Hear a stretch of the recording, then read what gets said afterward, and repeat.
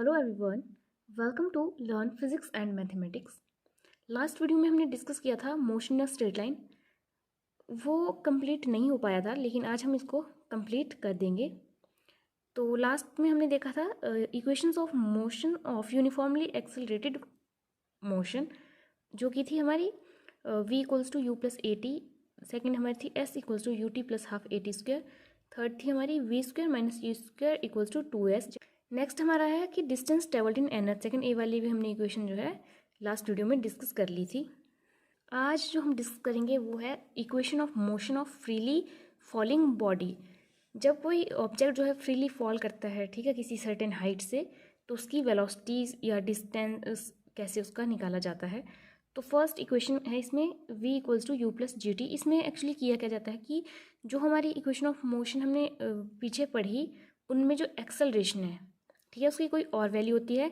यहाँ पे क्या है कि जो हमारी एक्सेलरेशन है वो हम लेते हैं एक्सेलरेशन ड्यू टू ग्रेविटी, जिसकी वैल्यू होती है 9.8 मीटर पर सेकेंड स्क्वायर। ओके, तो फ्रीली फॉलिंग बॉडी के केस में हम एक्सेलरेशन की वैल्यू जो है फिक्स लेते हैं, जो होती है 9.8 मीटर पर सेकेंड स्क्वायर। तो क्या होता है कि जो इक्वेशंस थी उनमें क्या हो जाता है कि ए की जगह जी, ठीक है, सब्स्टिट्यूट हो जाता है, और जो डिस्टेंस है अब उसकी जगह हम क्या लेते हैं, हाइट। अब फॉल कर रही है कोई बॉडी, तो ये हमारी क्या होगी, हाइट होगी, ठीक है।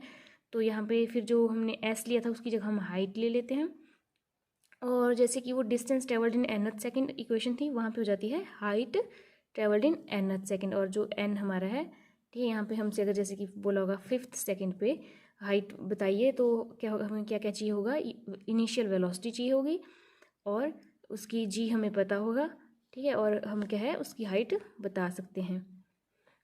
अब इसमें एक और चीज़ है, stopping distance of a vehicle. तो ये क्या होता है हमारा, देखिए, जब कोई आपकी मान लीजिए कार है, जब वो मूव कर रही है, ठीक है, उसकी वेलोसिटी है u। ओके, u वेलोसिटी से वो क्या कर रही है, मूव कर रही है। अब क्या है कि आपने क्या है ब्रेक लगानी है, तो जब आपने ब्रेक दबाई तो उसी टाइम पे तो आपकी कार जो है रुक नहीं जाती है, राइट। वो क्या है सर्टेन डिस्टेंस जो है ट्रैवल करती है, फिर जाके वो स्टॉप होती है। तो वो जो डिस्टेंस वो ट्रैवल करती है जब आपने उस ब्रेक को प्रेस किया, ठीक है। और यहाँ पे देखिए कि आपने यहाँ पे जब गाड़ी थी तो आपने ब्रेक को प्रेस कर दिया, लेकिन क्या है कि उसने इतना डिस्टेंस ट्रेवल किया और यहाँ पे जाके वो स्टॉप करी। तो इनिशियल वेलोसिटी की यहाँ पे हो जाती है u, और फाइनल वेलोसिटी v हमारी हो गई 0। ओके, तो हम यहाँ पे इक्वेशन ऑफ मोशन यूज़ करते हैं v square minus u square equals to 2as। अब देखिए यहाँ पे हमारा क्या हो जाता है कि v हमारी 0 आ जाता है, और u हमारा यहाँ से आ जाता है u square equals to 2s, यहाँ पे माइनस आ जाता है, और यहाँ से अगर हम डिस्टेंस निकालें तो s हमारा जाता है minus u square upon 2a। अब देखिए यहाँ पे क्या है कि जब आपकी वेलोसिटी जो है यहाँ पे ज़्यादा है और यहाँ पे ख़त्म हो गई, ठीक है, मतलब ख़त्म 0 हो गई वेलोसिटी, तो क्या हुआ कि जो हमारी एक्सेलरेशन है वो नेगेटिव आ जाती है, नेगेटिव एक्सेलरेशन। क्योंकि हमारी जो एक्सेलरेशन है वो हमारी क्या होती है, final velocity minus initial velocity upon time होती है ना। तो अब यहाँ पे ये हमारा 0 है, तो यहाँ से हमारे पास एक्सेलरेशन क्या आ जाएगी, माइनस यू अपॉन टी। तो इसका मतलब है कि एक्सेलरेशन हमारी नेगेटिव आई। तो यहाँ पे जब हम ए की जगह माइनस ए सब्सटीट्यूट कर देते हैं तो हमारे पास डिस्टेंस हमारा आ जाता है you square upon 2a। Okay, तो ये हमारा आ जाता है stopping distance of a vehicle, जो कि एक व्हीकल ट्रैवल करता है जबकि वो ब्रेक प्रेस करता है, लेकिन व्हीकल जो है फिर भी थोड़ा आगे जाके स्टॉप करता है। कई बार की total distance travelled by vehicle. Okay, तो ये हमारा क्या है, total distance travelled by vehicle. Last जो इसमें टॉपिक है वो है रिलेटिव वेलोसिटी। जैसे कि एक हमारी कार है, ठीक है, इसको बोल लिया ए, और सेकंड कार है बी। अब ये दोनों क्या है, एक ही डायरेक्शन में मूव कर रही है। इनकी डायरेक्शन अपोजिट भी हो सकती है, ठीक है, हम फिलहाल मान लेते हैं कि एक डायरेक्शन में मूव कर रही है। अब अगर हमने देखना है कि कार जो ए है इसकी वेलोसिटी क्या है जब हम बी कार से देखेंगे, ओके, तो वो क्या हुआ कि इस कार की relative velocity with respect to B.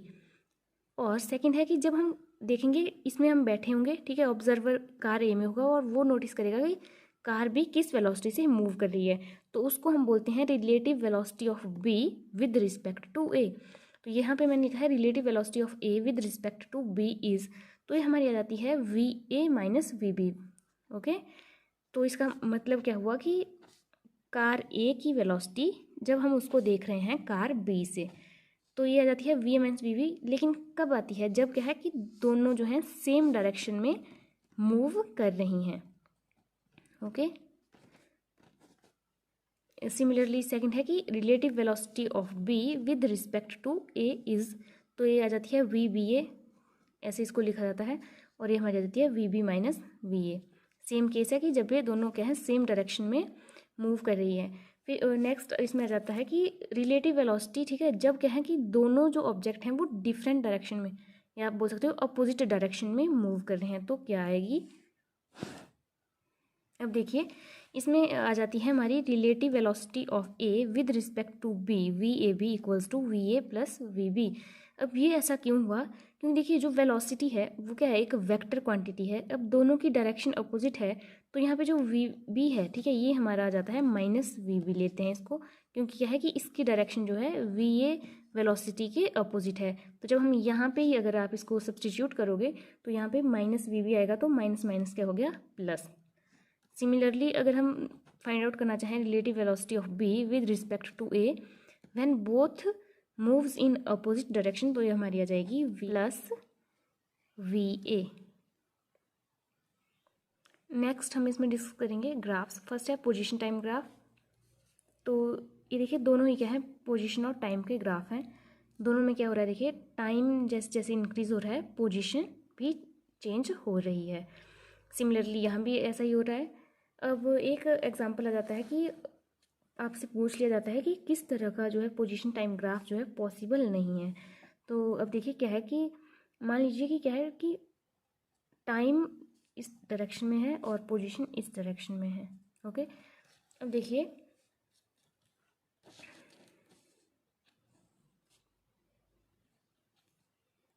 Okay, यहाँ पे देखिए मैंने एक ग्राफ बनाया। मैं आपको बताऊंगी कि इस तरह का ग्राफ जो है पॉसिबल नहीं होता। ऐसा क्यों है? अब देखिए यहाँ पे क्या हो रहा है कि जैसे जैसे टाइम बढ़ रहा है उसकी पोजीशन में क्या चेंज हो रहा है, राइट। और यहाँ पे फिर क्या हो गया कि पोजीशन में चेंज बंद हो गया। तो इसका मतलब है कि इस यहाँ से इस टाइम में ही जो है ऑब्जेक्ट जो है क्या है, रेस्ट पे है, उसकी क्या है पोजीशन चेंज नहीं हो रही है। देखिए यहाँ पे पोजीशन पूरी क्या है, सेम है। फिर नेक्स्ट यहाँ पे है कि उसकी पोजीशन में अब चेंज हो रहा है, लेकिन अब यहाँ पे आपको क्या दिख रहा है कि टाइम यहाँ पे कितना होगा, इस डायरेक्शन में टाइम इंक्रीज हो रहा है। तो यहाँ पे बता रहे हैं कि टाइम जो है कम हो रहा है और पोजीशन भी क्या है उसकी चेंज हो रही है। अब देखिए क्या आप टाइम में आप अपोजिट डायरेक्शन में ट्रैवल कर सकते हो? या फिर आप बोल सकते हो कि क्या कभी टाइम नेगेटिव होता है? नहीं होता है ना। टाइम तो हमेशा बढ़ेगा ही, तभी अगर आप रेस्ट पे हो या कहीं जा रहे हो तो टाइम तो बढ़ ही रहा है, राइट। तो यहाँ पे बता रहे हैं कि टाइम जो है कम हो रहा है और पोजीशन जो है चेंज हो रही है, और ऐसा तो इम्पॉसिबल है। तो इस तरह का ग्राफ जो है पॉसिबल नहीं होता। एक इस तरह का ग्राफ है, देखिए इसमें क्या है कि दो ऑब्जेक्ट हैं जिनके यहाँ पे पोजीशन टाइम ग्राफ बनाए हुए हैं, और यहाँ पे पूछ लिया जाता है कि किस ऑब्जेक्ट की जो है वेलोसिटी ज़्यादा है। वेलोसिटी पूछ ली जाती है। तो वेलोसिटी क्या होती है हमारी, slope of position time graph. तो ये हमारी आ जाती है x/t। अब देखिए जिसकी जो स्लोप ज़्यादा होती है उस ऑब्जेक्ट की वेलोसिटी ज़्यादा होती है। तो इन दो केसेस में जो ऑब्जेक्ट 2 है, ओके x2 मैंने यहाँ लिखा है, तो जो ऑब्जेक्ट होगा इस ऑब्जेक्ट की वेलोसिटी ज़्यादा आएगी, क्योंकि इस लाइन की जो स्लोप है वो ज़्यादा है। स्लोप क्या होती है आपकी, स्टीपनेस ऑफ अ कर्व। तो यहाँ पे जो है इस कर्व की स्लोप ज़्यादा है।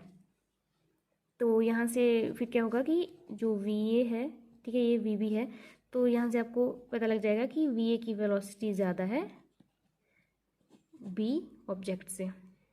नेक्स्ट जो हम डिस्कस करेंगे वो है वेलोसिटी टाइम ग्राफ।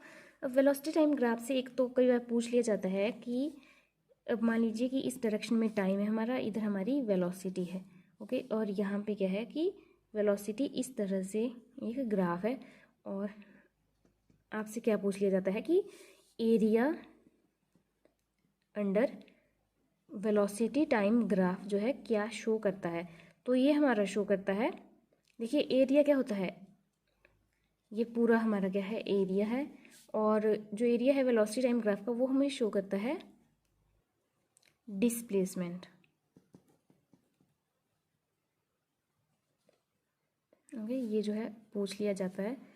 और इसमें और क्या है कि देखिए अगर आपकी जो वेलोसिटी है वो टाइम के साथ इंक्रीज हो रही है, बढ़ रही है यूनिफॉर्मली, तो इस तरह के ग्राफ से आपको पता चलता है कि जो एक्सेलरेशन है वो पॉजिटिव होगी। और अगर आपकी वेलोसिटी जो है टाइम के साथ डिक्रीज हो रही है तो क्या होगा कि ऑब्जेक्ट की जो एक्सेलरेशन है वो नेगेटिव होगी, और इसको बोल सकते हैं कि ऑब्जेक्ट जो है डी एक्सेलरेट कर रहा है। ओके, ऐसा इसलिए है, देखिए यहाँ पे अगर आप एक्सेलरेशन फाइंड आउट करोगे इन दो, यहाँ पे वेलोसिटी v1 है, यहाँ पे वेलोसिटी v2 है। अब वेलोसिटी क्या, एक्सेलरेशन क्या होती है हमारी, v2 minus v1 upon time. अब यहाँ पे क्या है कि v2 ग्रेटर देन है v1 से, तो एक्सेलरेशन ऑटोमेटिकली हमारी पॉजिटिव आ गई। अब यहाँ पे क्या है कि यहाँ पे इस इंटरवल में आप देखोगे वेलोसिटी, यहाँ पे वेलोसिटी अगर v1 है और यहाँ पे वेलोसिटी v2 है, तो देखिए यहाँ पे वेलोसिटी की वैल्यू ज़्यादा होगी और यहाँ पे वेलोसिटी की वैल्यू कम है। तो अब आप कम से ज़्यादा को माइनस कर रहे हो तो वो क्या नेगेटिव ही तो आएगा। तो इस तरह से पता चलता है कि जो इस तरह का ग्राफ है वेलोसिटी टाइम का, वहाँ से पता चलता है कि एक्सेलरेशन की वैल्यू नेगेटिव है और यहाँ से एक्सेलरेशन की वैल्यू पॉजिटिव है। और जो इस तरह का ग्राफ है देखिए, और हाँ यहाँ पे बोला जाता है कि जो एक्सेलरेशन है वो यूनिफॉर्म नेगेटिव एक्सेलरेशन है, और ऊपर वाला जो ये ग्राफ है यहाँ पे है यूनिफॉर्म पॉजिटिव एक्सेलरेशन। और जो ये ग्राफ है देखिए, यहाँ पे वेलोसिटी है इस तरफ, यहाँ पे टाइम है, यहाँ पे क्या है वेलोसिटी चेंज नहीं हो रही है, वेलोसिटी क्या है हमारी कांस्टेंट है। जब वेलोसिटी कांस्टेंट होती है तो एक्सेलरेशन हमारी ज़ीरो होती है, क्योंकि दोनों ही वैल्यू क्या होंगी, सेम होंगी, तो v2 माइनस v1 हमारा ज़ीरो आ जाएगा। तो इस केस में हमारी एक्सेलरेशन आएगी ज़ीरो। तो ये चीज़ें भी कई बार पूछ ली जाती हैं कि किस केस में जो है हमारी एक्सेलरेशन जो है ज़ीरो है, या कौन सा ग्राफ हमें शो कर रहा है कि acceleration of object is zero. इसी के साथ हमारा चैप्टर जो कि है motion in a straight line complete होता है। Thank you.